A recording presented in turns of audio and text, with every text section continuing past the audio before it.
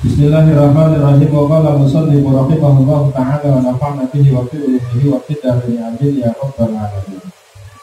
Bismillahirrahmanirrahim. Wa qala Rasulullah sallallahu alaihi wasallam, ahabbul a'mali ila Allah an tamuta wa lisanuka rabbun min dzikrillah.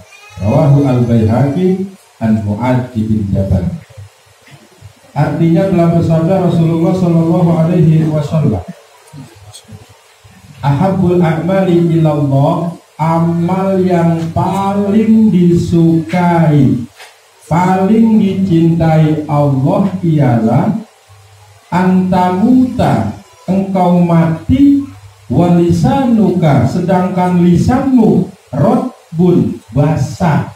Basah itu kalau bahasa kitanya komat kamit baik, lagi mati komat kamit baik, bergetar baik itu ya lisannya.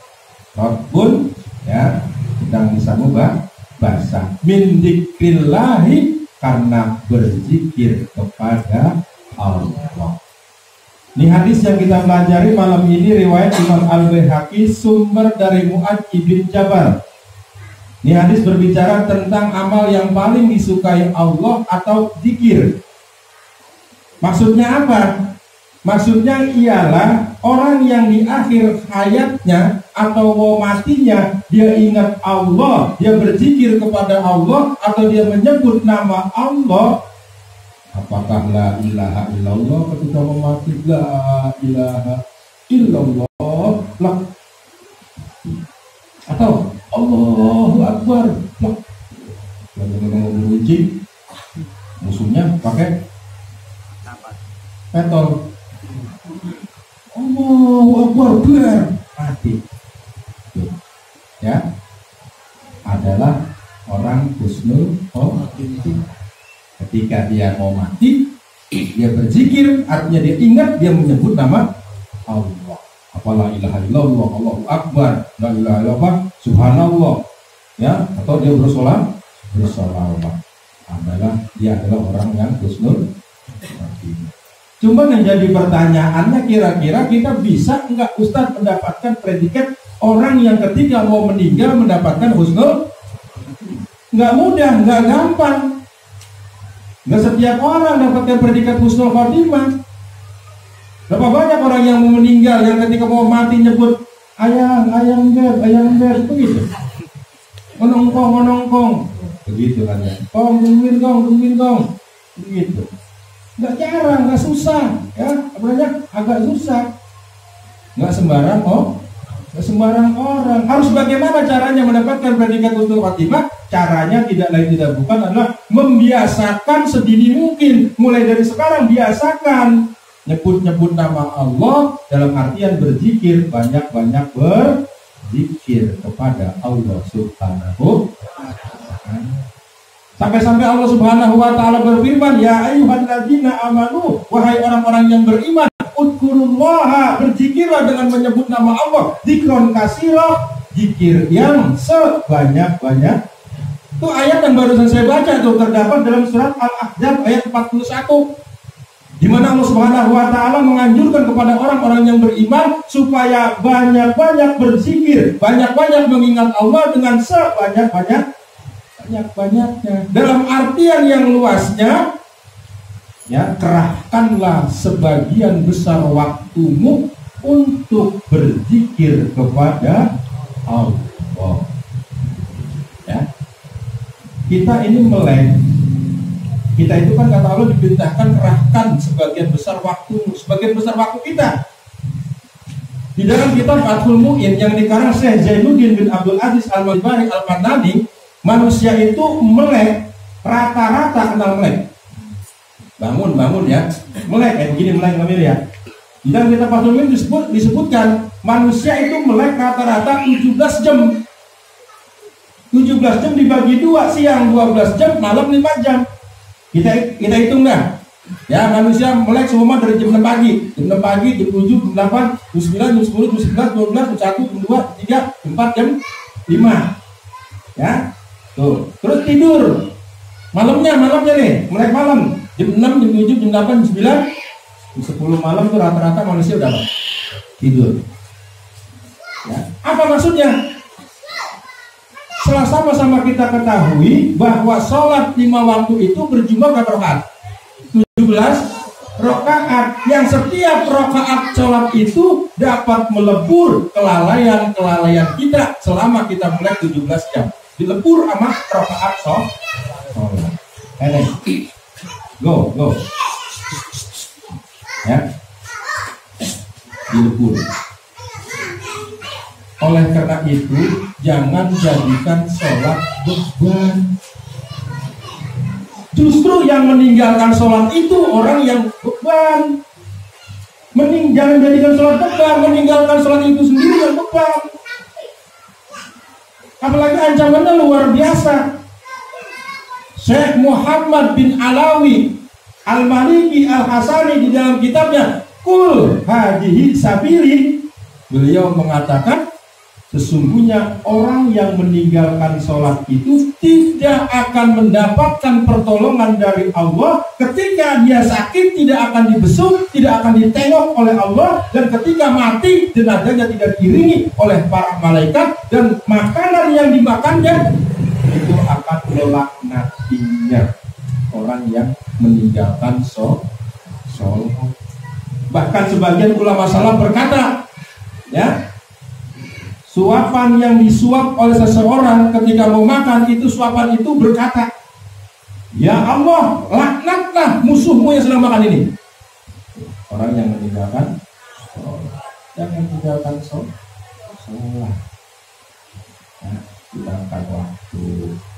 Sebagian waktu kita kan lebih banyak anggurnya kita ini. Ya, dengan berzikir kepada Allah Subhanahu. Jangan disia-siakan. Sebagian besar yang Allah minta untuk berzikir sebanyak-banyaknya kepada Allah Subhanahu wa ta'ala. Emang udah dari dulu kayaknya kalau orang agak pusing, agak sumpek itu bawaannya ya ngilangin stres, ngilangin pusing, rokok, ngopi. Kemarin uncang-uncang kaki, jangan angge-angge. Ya. Tuh. Nah, gini. Ya, ambil rokok. Padahal obatnya zikir kalau kita pusing, kalau kita buyang, ya, kalau kita gelisah, kalau kita galon, itu obatnya zikir. Ditantang sama ayat Quran, ala bidzikrillah tatma'innul qulub. Rokok dipetet, kenapa rokok? Ya, makan jengkol, rokok Samsung, Monas datang. Monas pesan katanya. Padahal orang yang rokok itu sakitnya cuma paru-paru, orang yang kagak rokok itu penyakitnya rupa-rupa. Ya, iya tuh, sakitnya rupa-rupa. Rokok ada faedahnya. Bagi yang rokok itu sih yang kagak mau, jangan. Ya, ada cerita. 3 orang hobinya beda-beda. 1 senangnya wadon, 2 senangnya minuman, 3 senangnya rokok. Jalan nih bertiga, kesandung kakinya salah seseorang, sandung botol unik, botol antik, putar, aduh, diambil tuh botol, diusap-usap tuh botol, keluar dari botol itu apa? Jin. Oh, ada sendi kodau manusia begitu. Ya, berterima kasih, aku terima kasih padamu wahai manusia, kau telah mengeluarkan aku dari botol ini. Aku selama 10 tahun dikurung di botol ini. Terima kasih. Apa yang kau minta wahai manusia 3 orang ini akan aku turuti, akan aku penuhi selama aku mampu. Gua kan gitu enak banget kan ya. Kira-kira lu ketemu jin ditatangin begitu, kira-kira, hei manusia, ya, hei kampak, ya, lu mau apa kira-kira? Satu persatu ditawarin. Yang pertama yang suka wadon, ya, yang gemar main wadon. Kamu suka apa? Jin, kesenanganku adalah wanita, kesenanganku adalah perempuan. Coba kau kumpulkan wanita, kau kumpulkan perempuan di seluruh dunia ini. Dikumpulin tuh cewek dari Arab, datangin dari Cina, ada semua, dari Gaza, ada semua. Kumpulin. Setelah tuh wanita kumpul dari berbagai macam negara, Jin, masukkan saya ke dalam gua bersama cewek-cewek ini. Tutup selama 10 tahun. Baik, kata jin, masukin. Digiring sama jin, tuh anak, wadon yang dari berbagai macam belahan dunia, masuk itu. Waduh, tetap 10 tahun. Yang mabuk lagi. Kamu minta apa? Jen, saya senangnya minum minuman keras. Ya, tolong kau bawakan minuman keras dari berbagai macam merek, topi miring, topi mencret. Ya, dari berbagai macam dunia negara. Wah, kumpul itu minuman keras dari berbagai macam negara. Masukkan saya dalam gua selama 10 tahun. Tutup. So, ya, yang rokok juga ditawarin. Kamu mau apa? Jen, gua perokok berat. Coba tolong gua minta rokok, kumpulin rokok yang ada di berbagai macam negara di dunia. Kumpul rokok, mau Marlboro, Garcok, ya, Tingwe, Ting Dewe, ya itu papir pakai papir brand mau itu, ya semua ada, Jinggo, semua kumpul dari berbagai macam dunia, ya negara kumpul, masukin lagi selama 10 tahun, ditutup di luar, ya. Kemudian hari demi hari, bulan demi bulan, tahun berganti, terus genap 10 tahun, jin menepati janjinya. Ya, dibuka yang pertama-tama yang suka gemar waduh. Begitu dibuka sama jin, udah begini. Mati. Begitu mulu. Mati. Ya, mati. Dibuka lagi yang satu yang suka mabuk. Walau begini. Matanya melondor, botol begini kayak badannya kering, mati. Ya, mati dua aja nih. Dibuka yang terakhir yang merokok. Ya, buat wajahnya bersinar oleh jin. Wajahnya bersinar, badannya seterek, gede, buat akhirnya apa? Jin malah ditangkap, dipukul. Dua semua merokok itu.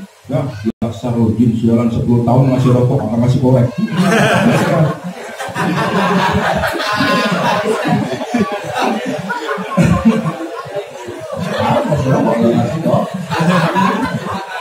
Kamu ada makalin apa namanya tuh kamu ada ya. Artinya apa tuh?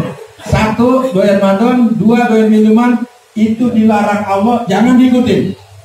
Apapun yang dilarang Allah, manfaatnya, faedahnya ada. Memancing tak? Ada mancing. Silakan terusin. Wadon nggak boleh 4 doang. Quran, masna, wasulasa, berubah 4 ya. Jadi jangan begitu pegang nama. Mancing silakan. Mancing yang haram itu kalau mancing terus jober orang asar, orang maghrib, orang itu yang haram. Oh, ya. Iya, nggak apa-apa. Karena di bawah motor dikit nggak jadi masalah. Jangan orang kayak bawa karung kayak gara-gara bahasa Arab sholat, udah wudhu di kali, kali kadang ngalir. Buru-buru ya. Kencing juga ada kecil, Nah ya, paham ya? Iya, kita disuruh mengerahkan sebagian waktu kita untuk banyak berzikir menyebut Allah. Tuh. Dengan berbagai macam merek jenis zikir yang kalian suka, seperti subhanallah. Saat saya senangnya zikir dengan subhanallah, silakan. Seperti la ilaha illallah, seperti alhamdulillah, takbir, Allahu akbar, atau bismillahirrahmanirrahim, atau bersalawat kepada Nabi. Saya senangnya itu tak bersalawat, silakan berbagai macam merek zikir.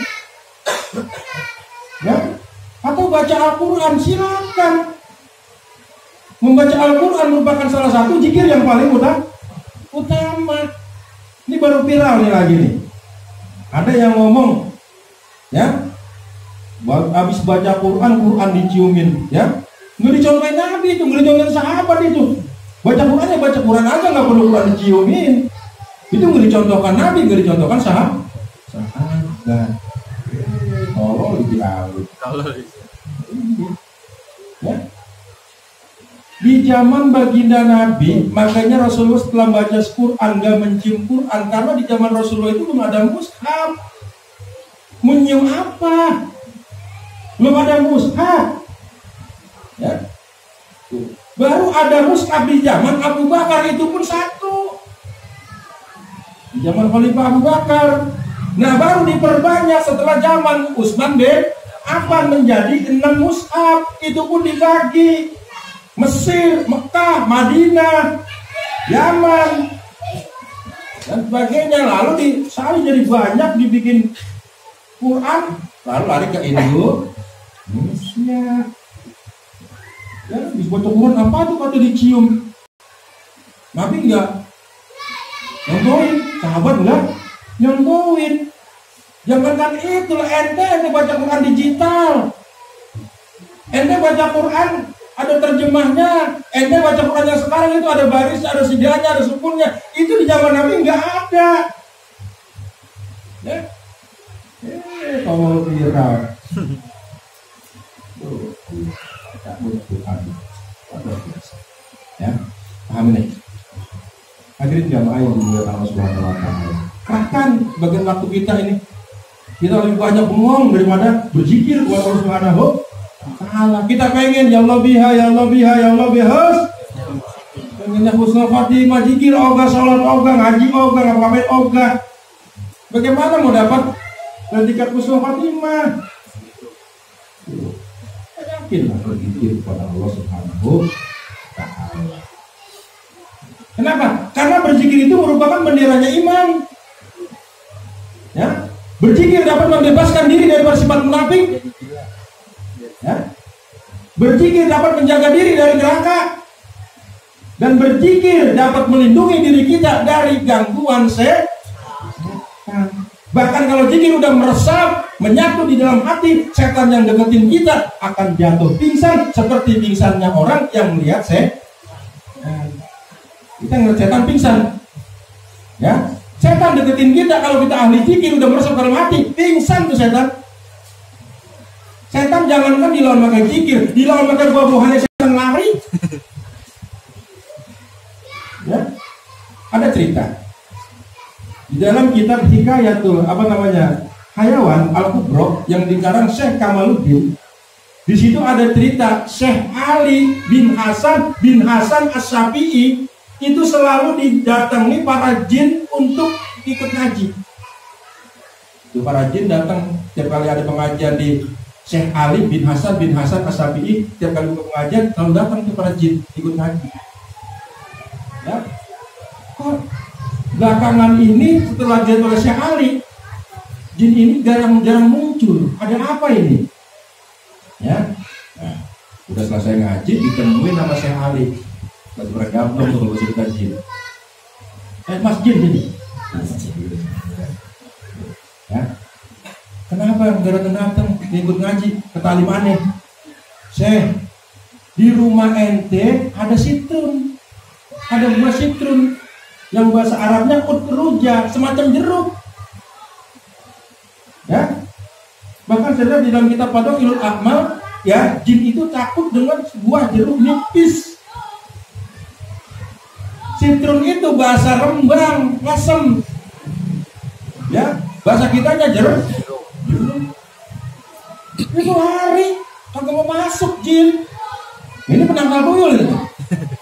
Ya, taruhin limau ke rumah di dalam jeruk kayak yang pokoknya utruja itu, buah yang baunya harum, rasanya mah manis, macam jeruk. Orang Rembang ngasem nyebutnya sitrun. Ya. Paham nih? Kalau didagang taruh di kotak. Ya. Pernah sahabat Nabi bernama Ubay bin Ka'ab punya sebuah kotak, dirawat bagus, ya, ditaruh, dipelihara, tempatan bagus ke kotak buat naruh korma, dirawat kotak buat naruh korma. Ya.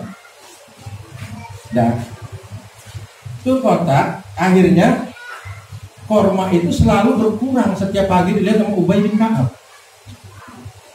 Satu malam dintek, ya, ternyata itu korma bisa berkurang setiap pagi. Ternyata tiap malam dimakanin oleh jin berbentuk anak kecil, umur seperti umur 3 tahun dah, ya tuyul dah kata-kata. Ya, jin berbentuk tuh. Ya. Kira-kira kalau kita lagi nanya ketemu malam-malam lagi makanin korma kita atau makanin sayur asem kita, Satu malam dah tanya mau Ubay bin Ka'ab, Tom, lu manusia apa jin? Dijawab oleh bocah, ya jin berbentuk apa? Jin berbentuk tuyul. Saya jin. Itu jin ngulurin tangan. Setelah Ubay bin Ka'ab tahu itu bocah jin, ngulurin tangan dilawan sama energi ayat kursi. Diulurin tangan sambil baca ayat kursi. Allahu la ilaha illa huwal hayyul qayyum sampai habis. Itu yang namanya tuyul bocah apa jin berbentuk tuyul itu digigit geger bulunya baru bangun. Ampun lepas airnya. Gitu air tuyul. Ya udah makan. Besok paginya Ubay bin Ka'ab datang menemui baginda Nabi ngadukan hal tersebut. Ya Rasulullah, semalam ada jin berbentuk tuyul, dia berkata begini. Ya, dia buka rahasia tentang kelemahannya. Apa jawab Rasulullah? Wahai Ubay bin Ka'ab, jin itu jahat, jin itu buruk, jin itu jelek. Tapi yang dia katakan tentang kelemahannya itu benar. Wahai kursi mampu mengalahkan berbagai macam makhluk halus. Kita itu sudah apa? Allah hadirin jamaah yang dimuliakan Allah Subhanahu wa taala. Ya, banyaklah kita berpikir kepada Allah Subhanahu wa taala. Luangkan sebagian besar waktu kita. Amal yang paling berat, yang paling utama itu kan ingat Allah, berzikir kepada Allah dalam setiap keadaan. Ini berat. Keadaan sedih dia masih zikir. Ya. Jangan zikir waktu senang doang. Jangan sedih kagak zikir kayak ngambek. Lu nggak zikir, kok ngambek kok Tuhan? Apa? Apa gue hilang? Ngambek kok Tuhan? Ya, ada cerita. Di zaman Syekh Abdul Qadir Jailani ada seorang pengemis jalanan. Ngemisnya selalu menggunakan batok. Kenal batok? Benar duitnya pakai batok. Ya. Hebat ibadahnya. Ya mulailnya, sholat malamnya hebat, zikirnya hebat. Ya, bahkan setiap kali ngemis dia pegang tasbih sambil berzikir kepada Allah Subhanahu wa ta'ala. Setiap kali masuk waktu sholat, buru-buru mengerjakan sholat. Sampai orang yang lewat, yang melihat dia, yang menyaksikan dia, itu pengemis hebat, itu pengemis ibadahnya mantap, itu waliullah, kata orang-orang. Penasaran nih orang kampung itu, nanya sama Syekh Abdul Qadir Jailani. Non Syekh, no ada pengemis. Orang banyak menyaksikan, orang banyak mengatakan bahwa itu orang adalah bukan sembarangan pengemis, tapi wali. Apa kata jawaban Syekh Abdul Qadir Jailani? Bukan. Dia bukan wali. Ya, masih penasaran dia nanya. Kalau percaya mesti kata Syekh. Ya, gitu. Dari mana Tuhan saya tahu? Kalau ente pengen bukti, tungguin besok pagi. Kata Syekh Abdul Qadir Jailani. Malam masuk, dicuri batoknya itu pengemis. Hilang kan? Ya. Besok pagi kehilangan batok itu pengemis. Hampir semua orang yang lo ditanya, lo lihat nggak batok gua? Ya, batok gua hilang, ada yang ngambil, siapa yang ngambilnya? Gitu. Ya, semua orang yang lewat ditanyain, lihat batok saya nggak? Akhirnya apa? Tuh orang yang tadi nanya sama Syekh Abdul Qadir Jailani datang lagi. Tuan Syekh, bagaimana keadaannya? Iya Tuan Syekh, kasihan pengemis itu sedih, nyariin batoknya, nanya sama setiap orang yang jalan lewat. Ya, apa jawab Syekh Abdul Qadir Jailani sambil tersenyum? Yang namanya wali, ya, jangankan batok, uang 10 karung kalau hilang kagak dicari, kagak sedih. Tuh, pada Syekh Abdul Qadir Jailani. Ini baru yang batok hilang hanya sebelah kampung. Wali apaan? Ya, wali kota. Iya, berarti bang digoyang begini sedih, ya, baru batok. Kata Syekh Abdul Qadir Jailani, jangankan batok, uang 10 karung. Kalau dia wali, kehilangan kagak bakal sedih. Dia malah tersenyum. Tuh, ya, itu sebagai contoh buat kita. Berzikir kepada Allah. Pak, tinggal pilih la ilaha illallah, Allahu akbar, subhanallah. Ya, karena yang namanya mati itu kan ngacak. Tua kagak Kadang uangnya payah banget, ibunya seger banget, seger lagi dulu. Karena sudah saya katakan di Persela Lamongan Khairul Huda mati lagi main bola padahal ya main bola. Jadi Pak pas saya cakep itu nomor 3 tadi. Nah, ini jamaah yang dimuliakan Allah Subhanahu wa Ta'ala. Jadi kembali lagi, amal yang paling disukai, paling dicintai Allah ialah engkau mati sedang disambut basah karena berzikir kepada Allah. Artinya apa? Ya ketika orang sampai mau meninggal, ketika orang pengen meninggal, itu dia lisannya basah. Artinya basah itu apa? Berak be, zikir wae. Ya, kagak bisa mudik, terus dia mati. Ya, itu orang dikatakan husnul mati. Ya, mudah-mudahan kita dapat predikat seperti itu. Orang-orang yang husnul mati. Saja, mudah-mudahan hikmah dan wallahu a'lam bishawab.